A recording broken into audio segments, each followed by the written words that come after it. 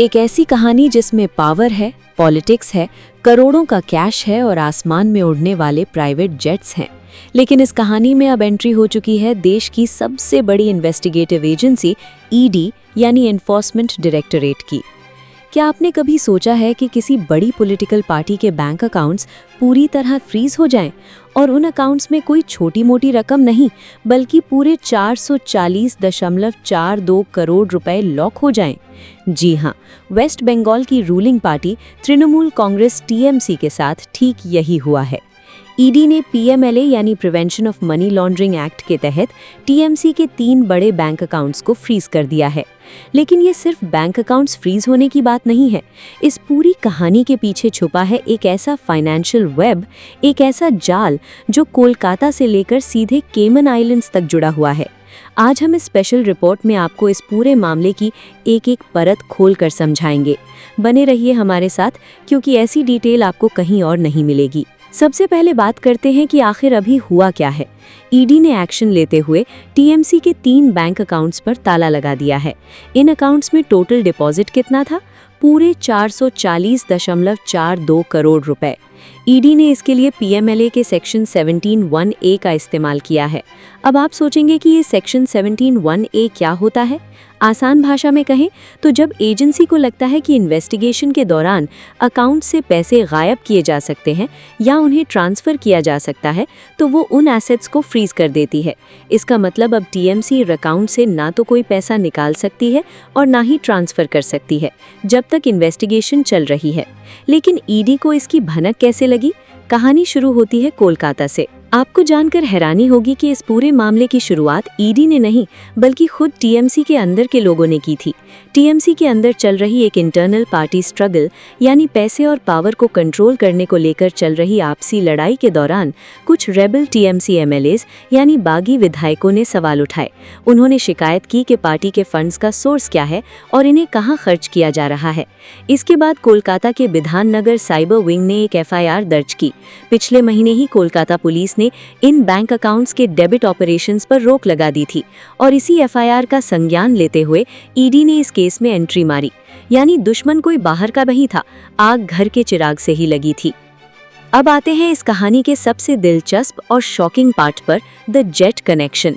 ED की preliminary investigation यानी शुरुआती जांच में जो सामने आया है वो किसी बॉलीवुड मूवी की स्क्रिप्ट जैसा है। एजेंसी का दावा है कि अप्रैल 2023 से जून 2026 के बीच टीएमसी के बैंक अकाउंट से लगभग 160 करोड़ रुपए एक प्राइवेट एयरक्राफ्ट हायरिंग कंपनी को ट्रांसफर किए गए। इस कंपनी का नाम है Carewell aviation India private limited. बात यही नहीं रुकती। ईडी का आरोप है कि केयरवेल एविएशन ने इस पैसे में से 112 करोड़ रुपए का इस्तेमाल करके 2 बड़े-बड़े लग्जरी फ्लाइंग मशीन्स खरीदे। लेकिन ट्विस्ट अभी बाकी है। हेलीकॉप्टर खरीदने के लिए सिर्फ ये 112 करोड़ काफ़ी नहीं थे।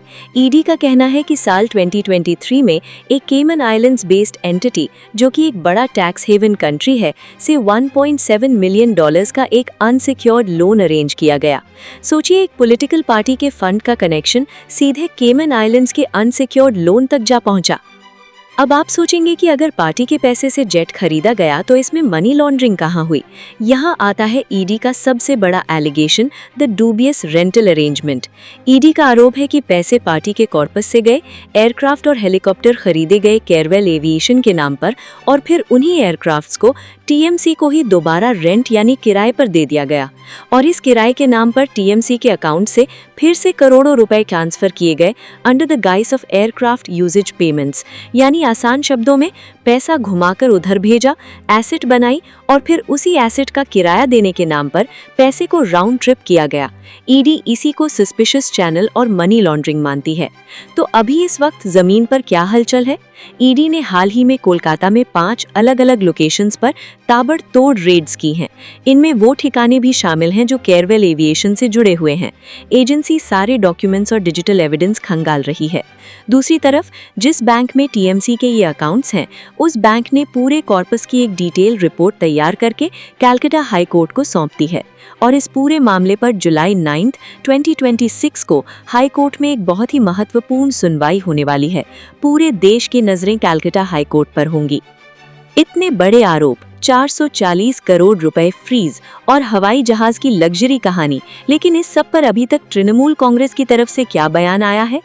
आपको बता दें कि अभी तक के लेटेस्ट रिपोर्ट्स के मुताबिक तृणमूल कांग्रेस की तरफ से इस पूरे मामले पर कोई भी ऑफिशियल रिस्पॉन्स या बयान सामने नहीं आया है।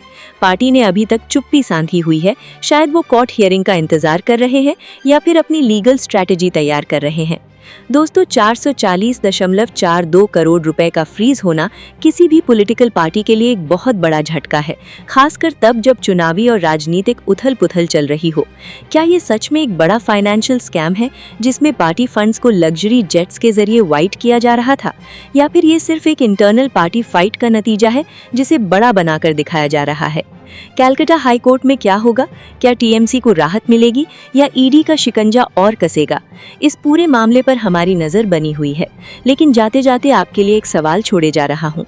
अगर आसमान में उड़ने वाले इन जहाज़ों की सारी परतें खुलीं तो अगला नंबर किसका होगा? क्या ये आग सिर्फ बंगाल तक रहेगी या इसकी लपटें कहीं और भी जाएंगी? आपको क्या लगता है? हमें कॉमेंट करके जरूर बताएं। देखते रहिए one India Hindi. Subscribe to One India and never miss an update. Download the One India app now.